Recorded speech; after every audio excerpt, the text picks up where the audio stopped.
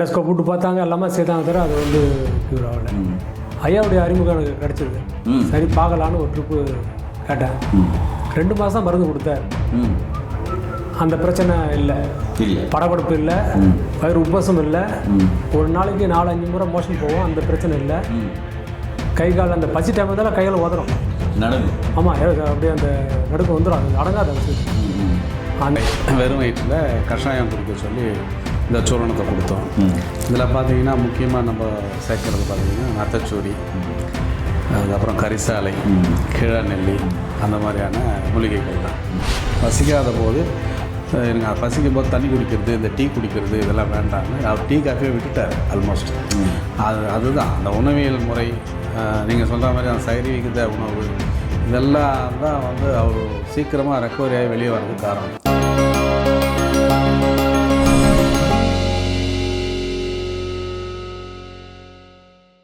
இயற்கையை மருந்து சேனலுடைய மேலும் பல பதிவுகளை தெரிந்து கொள்ள இந்த சேனலை சப்ஸ்கிரைப் செய்யவும், பெல் பட்டனை அழுத்தவும். மேலும் மருத்துவரின் ஆலோசனை பெற இந்த வீடியோவில் உள்ள எண்ணிற்கு தொடர்பு கொள்ளவும். இயற்கை மருந்து நேயர்களுக்கு வணக்கம். நம்முடைய அருகில் பாரம்பரிய சித்த வைத்தியர் மதிப்புக்குரிய வெங்கடேஷ் ஐயா இருக்காரு. அருகில் அண்ணாவும் இருக்காங்க. அண்ணாவுக்கு பார்த்தீங்கன்னாக்கா கிரேட் 2 ஃபேட்டி லிவர் இருந்தது, அந்த இடத்துல ஸ்வெல்லிங் இருந்தது, வலி இருந்தது. சரி, சித்த மருத்துவத்தில் இதுக்கான சிகிச்சை இருக்கா, இதுக்கான தீர்வு இருக்கா? நிறைய பேர் கமெண்ட்ஸில் கேட்குறீங்க. இதுக்கான பதில் இந்த வீடியோவில் அற்புதமாக பார்க்கலாம். வாங்க ஐயா. வணக்கம் ஐயா. வணக்கம் ஐயா. வணக்கம் ஐயா. வணக்கம் ஐயா. எப்படியா இருக்கீங்க? நல்லா இருக்கு ஐயா. ஐயா கிட்ட பேசுறதுக்கு முன்னாடி உங்ககிட்ட பேசிட்டாக்க நல்லா இருக்குன்னு நினைக்கிறேன். ஏன்னா அவ்வளோ அன்பை உபசரிப்பீங்க. உங்களுக்கு கிரேட் 2 ஃபேட்டி லிவர் இருந்தது இல்லையா? ஆமாம் ஐயா. அந்த ஃபேட்டி லிவர்னால அந்த இடத்துல வீக்கம், சொல்லிங், தண்ணி வடிஞ்சிட்டே இருந்ததுன்னு சொன்னீங்க. இதுக்கு முன்னாடி அந்த ஃபேட்டி லிவர் கிரேட் 2 இருந்ததுக்கு முன்னாடி எத்தனை இடத்துல போயிட்டு இதுக்காக சிகிச்சை போயிருப்பீங்க? அந்த இடத்துல என்ன மாதிரியான பிரச்சனைகளை அனுபவிச்சிங்க? பிரச்சனைனா அந்த இடத்துல லைட்டாக வீக்க மாதிரி இருக்கும் ஐயா. இந்த இடத்துல வீக்கம்? ஆமாம், இந்த இடத்துல வீக்க மாதிரி இருக்கும். வீக்கம் தண்ணியாக ஒழுவே இல்லை, அது பனியாக நனைஞ்சிடும் கடையில் இருக்கும்போதுலாம். அதாவது நீங்கள் கடையில் இருக்கும்போது பனியே நினைச்சிடும். ஆமாம், அதுக்கேற்ற மாதிரி சாப்பிட்ட உடனே வயிறு உப்பசமாகிடும். கலவோடு தான் சாப்பிடுவோம், ஆனால் உப்பசமாகிடும். அந்த ஆயிலிட்டு சாப்பிட்றதில்ல, அப்போ உப்பசமாகிடும். 1 இயராக வந்து மெட்ராஸில் போய் ஒரு இடத்த ஹாஸ்பிட்டலில் போய் ட்ரீட்மெண்ட் பண்ணேன், பிரபலமான ஹாஸ்பிட்டலில். ஆமாம். ஓகே.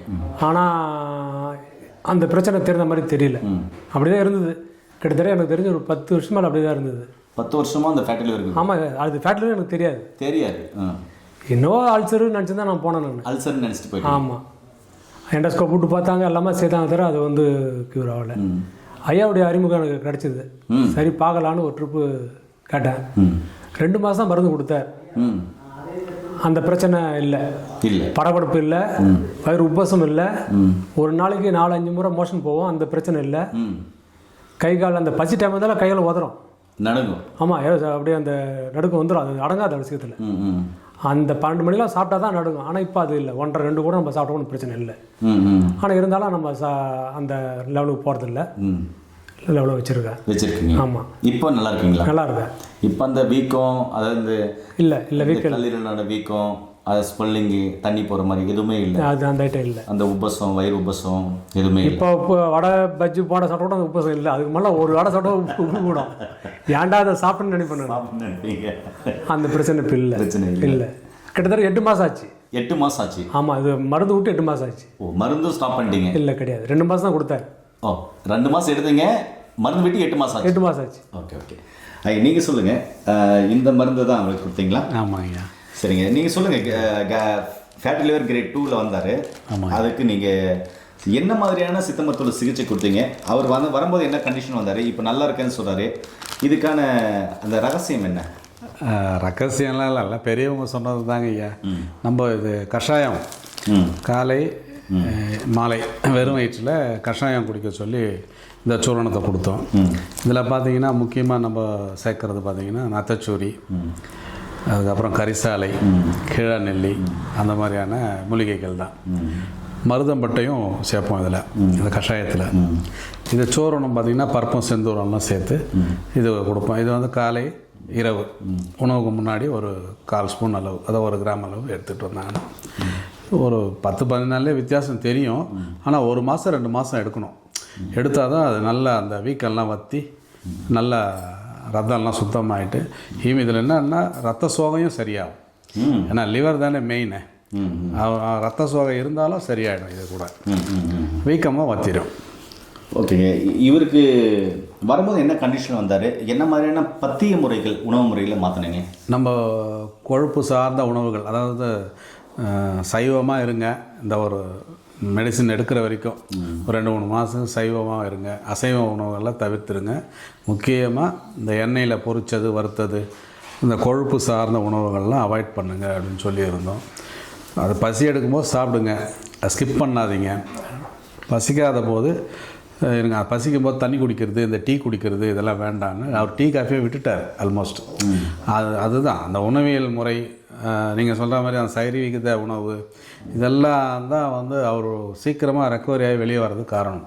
மருந்து மட்டும் இது பண்ணக்கூடாது. நம்ம வாழ்வியல் முறையில் நம்ம செய்கிற சிறு தெரிஞ்சோ தெரியாமலோ செய்கிற சிறு தவறுகள் தான் வியாதியாக மாறுது. அப்போ அதையும் சரிப்படுத்திக்கணும். இதை ஒரு மாதம் 2 மாதம் எடுத்துக்கிட்டு அதுலேருந்து முழுவதுமாக வந்துடலாம். மருந்து இல்லாமல் வாழ முடியும். அந்த பழக்க வழக்கத்தை கரெக்டாக ஃபாலோ பண்ணிங்கன்னா. ஏன் நேர்களே, உங்களுக்கும் grade 1 fatty liver, grade 2 fatty liver, இல்லை கெட்ட கொலஸ்ட்ரால், டீஜல் அதிகமாக இருக்குது, இதுக்காக நிறைய சிகிச்சைகள் எடுத்துகிட்டு இருக்கிறீங்க அப்படின்னா மருத்துவர்கள் கொடுக்குற ஆலோசனையும் அந்த சிகிச்சைகளையும் மருந்துகளையும் தொடர்ந்து கடைப்பிடிங்க. அதே சமயத்தில் ஐயா சொன்ன மாதிரி உங்கள் அருகில் இருக்கிற சித்த மருத்துவர் அல்லது பாரம்பரிய சித்த வைத்தியர்கிட்ட போயிட்டு லிவருக்காக இல்லை கெட்ட கொலஸ்ட்ராலுக்காக தொடர்ந்து மருந்து எடுக்கிறீங்கன்னா அவங்களுடைய ஆலோசனைப்படி நீங்கள் அந்த மருந்துகளையும் சித்த மருந்துகளையும் எடுக்கும்பொழுது கண்டிப்பாக அதிலேருந்து சீக்கிரமாக நீங்கள் ரிவல்ஸ் ஆக முடியும். உங்களுடைய உணவியல் முறை, வாழ்வியல் முறை, உங்களுடைய உணவில் சரிவிகித உணவு, பேலன்ஸ் டயட் எடுக்கும்போது நிச்சயமாகவே பெரிய மாற்றம். இந்த நோய் மட்டும் இல்லை, எந்த நோயும் வராமல் தடுக்கிறதுக்கும் அது உதவி புரியும். உங்களுக்கு இது மாதிரி பிரச்சனை இருக்கா? கீழே போகிற நம்பருக்கு கால் பண்ணுங்கள். படித்த பட்டதாரி மருந்து மூலமாக கொடுக்குற ஆலோசனைகளும் மருந்துகளையும் எடுத்துகிட்டு நோய் நொடி இல்லாமல் ஆரோக்கியமாக வாழுங்க. இந்த வீடியோவை முடிஞ்ச அளவுக்கு ஃபேட்டி லிவர் யாருக்கெல்லாம் இருக்கோ, கிரேட் 1 கிரேட் 2 இல்லை கெட்ட கொலஸ்ட்ரால் யாருக்கெல்லாம் இருக்கோ அவங்களுக்கு ஷேர் பண்ணிவிடுங்க. மீண்டும் இன்னொரு அருமையான பதிவு சந்திக்கலாம். நன்றி, வணக்கம். வணக்கம் ஐயா. வணக்கம் ஐயா.